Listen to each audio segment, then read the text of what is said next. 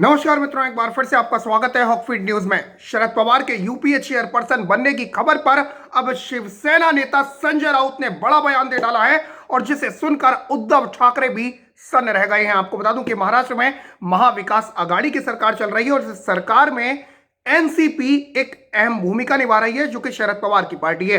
ऐसे में जब खबरें आ रही थी कि शरद पवार को यूपीए का चेयरपर्सन बनाया जा सकता है, ऐसे में संजय राउत के इस बयान ने खलबली मचा दी है। बड़ी खबर है, पूरी खबर बताऊंगा, लेकिन सबसे पहले मित्रों कमेंट में शरद पवार यूपीए चेयरपर्सन बनाए जाने पर आपकी क्या राय है वो मुझे कमेंट में बताइएगा। आपको बता दूं कि लगातार ये खबरें आ रही हैं कि राष्ट्रवादी कांग्रेस पार्टी यानी एनसीपी के सुप्रीमो शरद पवार को संयुक्त प्रगतिशील गठबंधन यानी यूनाइटेड प्रोग्रेसिव अलायंस का चेयरपर्सन बनाया जा सकता है। अब तक ये जिम्मेदारी सोनिया गांधी संभाल रही थी, लेकिन अब खबरें आ रही हैं कि सोनिया गांधी इस जिम्मेदारी को शरद पवार को सौंपना चाहती हैं और शरद पवार उनके लिए मुफीद नेता माने जा रहे हैं। हालांकि आपको बता दूं कि एनसीपी और कांग्रेस दोनों ने इस खबर का खंडन किया है और एनसीपी का कहना यह है कि शरद पवार ये जिम्मेदारी नहीं लेंगे। उधर कांग्रेस ने भी इन खबरों का खंडन किया है, लेकिन तमाम मीडिया रिपोर्ट्स में ये खबरें लगातार चल रही हैं। इस बीच आपको बता दूं कि शिवसेना के वरिष्ठ नेता उद्धव ठाकरे के, मैं कह सकता हूं कि राइट और लेफ्ट दोनों हैंड वही है, संजय राउत का बड़ा बयान सामने आया है। दरअसल संजय राउत ने अब से कुछ देर पहले बड़ा बयान दिया और उन्होंने कहा कि शरद पवार अगर ये जिम्मेदारी निभाते हैं तो हमें खुशी होगी, लेकिन हमारी खबरों के मुताबिक शरद पवार ने खुद इस जिम्मेदारी को निभाने के लिए मना कर दिया है। यह है संजय राउत का बयान। दरअसल आपको बता दूं संजय राउत ने आगे क्या कहा वो भी बताऊंगा, लेकिन उससे पहले आपको बता दूं कि रिपोर्टों के मुताबिक पवार जल्द यूपीए अध्यक्ष की जिम्मेदारी संभालेंगे और इस संबंध में शुरुआती बातचीत हो चुकी है, ये तमाम मीडिया रिपोर्ट्स कह रही हैं। ये खबर आपको बता दूं कि ऐसे वक्त में आई है जब कांग्रेस के भीतर नेतृत्व को लेकर लगातार सवाल उठ रहे हैं। बिहार विधानसभा और हैदराबाद निकाय चुनावों में करारी शिकस्त को लेकर कई वरिष्ठ नेता कांग्रेस के नेतृत्व पर सवाल उठा चुके हैं। कुछ पार्टी अध्यक्ष के तौर पर राहुल गांधी की वापसी चाहते हैं, तो एक खेमा सोनिया एंटोनियो माइनो की जो है उन्हीं को अध्यक्ष देखना चाहता है। तो एक खेमा ऐसा है जो ये कहता है कि गांधी खानदान में से कोई अध्यक्ष नहीं बनना चाहिए और कोई तीसरा अध्यक्ष होने चाहिए। तो कांग्रेस में इस वक्त तीन खेमे बढ़ चुके हैं और ऐसे में यूपीए की जिम्मेदारी शरद पवार को देने की खबरें चल रही हैं। आपको बता दूं कि खबरें आ रही हैं कि राहुल गांधी ने पार्टी के साथ साथ यूपीए की जिम्मेदारी संभालने से भी इनकार कर दिया है। भाई जिम्मेदारी बढ़ेंगी, फिर अब बैंकॉक भी जाना, तमाम जगह पर जाना है, वो कैसे हो पाएगा। तो उन्होंने खैर मना कर दिया है, वो उनकी अपनी निजी सोच है। उन्होंने कह दिया कि भाई हम ना तो कांग्रेस की संभालेंगे और ना यूपीए की संभालेंगे। ऐसी खबरें आ रही हैं। ऐसी स्थिति में अब यह तय किया गया है कि राहुल गांधी यूपीए के चेहरे होंगे, वहीं चेयरपर्सन की जिम्मेदारी पवार संभालेंगे, जो कि गठबंधन के सबसे वरिष्ठ नेता हैं। आपको बता दूं कि जब विपक्ष के नेताओं ने किसानों के आंदोलन को लेकर राष्ट्रपति से मुलाकात की थी और तब उनका नेतृत्व पवार ने ही किया था।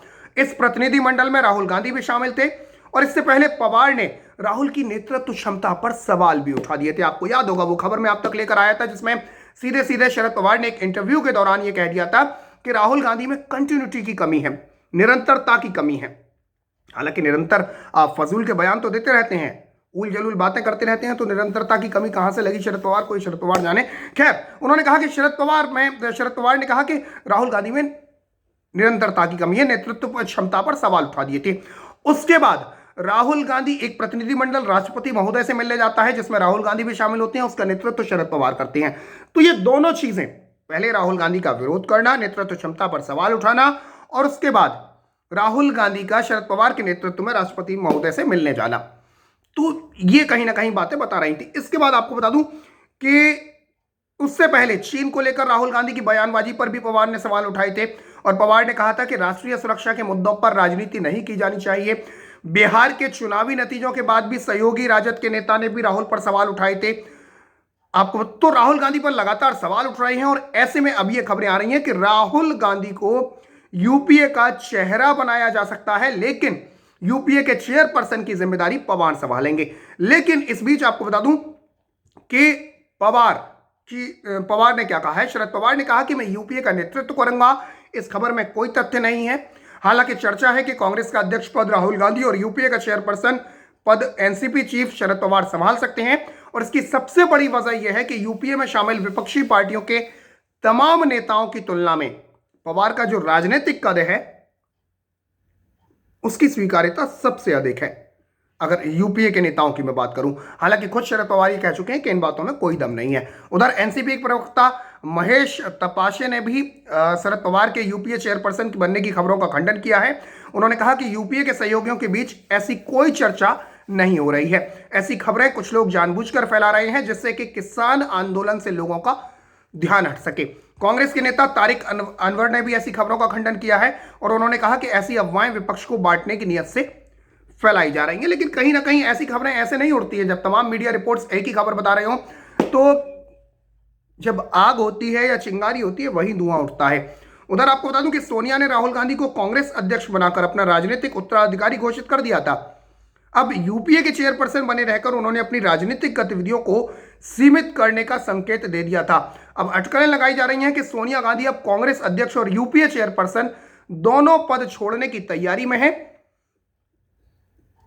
उधर और राहुल गांधी को जहां कांग्रेस की कमान दी जा सकती है वहीं यूपीए चेयरपर्सन की जिम्मेदारी शरद पवार को दी जा सकती है। उधर शिवसेना नेता संजय राउत ने आपको बता दूं कि कहा कि राष्ट्रवादी कांग्रेस पार्टी के अध्यक्ष शरद पवार में देश का नेतृत्व करने के सारे गुण हैं, यूपीए का नहीं देश का। राउत ने कहा कि पवार के पास बहुत अनुभव है और उन्हें देश के मुद्दों का ज्ञान है, वो जनता की नब्ज जानते हैं। लेकिन हमें यह जानकारी मिल रही है कि शरद पवार ने खुद इस पद को संभालने से मना कर दिया है। हालांकि वो अगर संभालेंगे तो हमें अच्छा लगेगा, यह कहना है संजय राउत का। यानी जो भी पहले चल रहा था वो सब खत्म, अब तुम्हें संभालो। खैर, उधर आपको बता दूं कि विपक्ष के नेताओं ने किसान के आंदोलन से लेकर राष्ट्रपति से जब मुलाकात की थी तब पवार ने नेतृत्व किया था। तो अब ये खबरें हैं कि पवार आगे यूपीए के चेयरपर्सन बन सकते हैं। आपको बता दूं कि पवार वही नेता हैं जिन्होंने सोनिया गांधी के विदेशी मूल का मुद्दा उठाकर कांग्रेस छोड़ दी थी, आपको याद हो, और एनसीपी का गठन कर लिया था। सोनिया गांधी 2004 से यूपीए की चेयरपर्सन है। यूपीए का गठन उसी साल आम चुनावों के बाद हुआ। तब कांग्रेस ने वाम दलों के समर्थन से मनमोहन सिंह के नेतृत्व में सरकार का गठन किया था। और यह भी कहा जाता है कि 10 साल तक मनमोहन सिंह भले सरकार का चेहरा रहे लेकिन पर्दे के पीछे से सरकार को सोनिया गांधी चला रही थी। 2017 में कांग्रेस में औपचारिक तौर पर राहुल गांधी ने उनकी जगह ले ली थी, लेकिन 2019 के आम चुनावों में हार के बाद उन्होंने अध्यक्ष पद से इस्तीफा दे दिया था। काफी मान मुनव्वल के बावजूद जब राहुल दोबारा जिम्मेदारी संभालने को राजी नहीं हुए तो पार्टी ने सोनिया गांधी को अंतरिम अध्यक्ष बना दिया था। लेकिन आपको याद दिला दूं कि शरद पवार सोनिया गांधी के विदेशी मूल का मुद्दा उठाकर ही कांग्रेस से अलग हुए थे। तो अब यूपीए की जिम्मेदारी वही व्यक्ति संभालने जा रहा है जिसने सोनिया गांधी पर विदेशी मूल का मुद्दा उठाकर कांग्रेस को छोड़ दिया था। ये खबरें आ रही हैं। खैर, फिलहाल इस खबर का शरद पवार और कांग्रेस दोनों ने खंडन किया है। उधर संजय राउत का जो बयान है वो संजय राउत ने सीधे सीधे कह दिया है कि शरद पवार मना कर रहे हैं, लेकिन अगर वो संभालते हैं, यूपीए के नहीं देश की भी संभाल लें तो भी बेहतर होगा। मतलब लगातार चालू है। फिलहाल के लिए इतना ही। जय हिंद, जय भारत, नमस्कार।